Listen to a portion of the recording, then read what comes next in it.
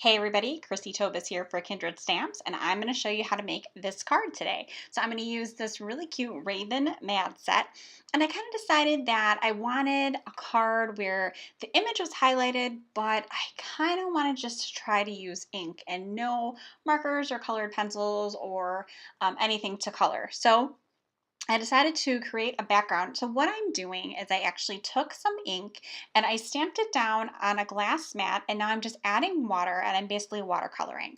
So you don't have to use this particular ink. You can use distress inks, or you could even use watercolors, anything that you can kind of get a nice soft background that you can duplicate, because I'm going to actually do this twice. I chose watercolor just because it's bright enough to make the card interesting, but it's soft enough to make sure that image pops. We don't want to fight with that stamped image. We just want this to kind of go along with it. So keep that in mind when you're picking your colors and your medium that you're going to do for this card. So as you can see, I had a second one there. I just did that off the camera because you didn't really need to see it twice. And once everything was dry, I did use a heat gun to speed it up. I went ahead and I stamped this little image. This is on my second piece of cardstock. So I'm using watercolor cardstock. So this is on my second one. And then I'm just going to go ahead and fussy cut them out. Now, if you have a scan and cut or any other way of cutting them out, go for it. But I went and I fussy cut because I actually don't mind fussy cutting. I'm one of those weirdos that I kind of find it therapeutic.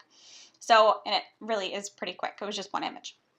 So now you can see that my backgrounds were slightly different, but similar enough that this little guy is still going to work on that other background. So I'm just lining up my sentiment, and the sentiment says, "Make your weird light shine bright so the other weirdos know where to find you." I love that sentiment. That is 100% me. I am such a weirdo. So I didn't want to pop anything up as far as my image. I really wanted him just kind of be like in line with the card. So as I said, I just kind of assembled everything on there, and then I decided to make that panel pop up. So I used 3D foam to pop up that panel from my black background, and then to finish everything off, I just put a couple stickles on there. That's just kind of gold glitter glue, so when it dries, they're shiny. I didn't want to do sequins. I thought stickles were nice because they're a little bit flatter.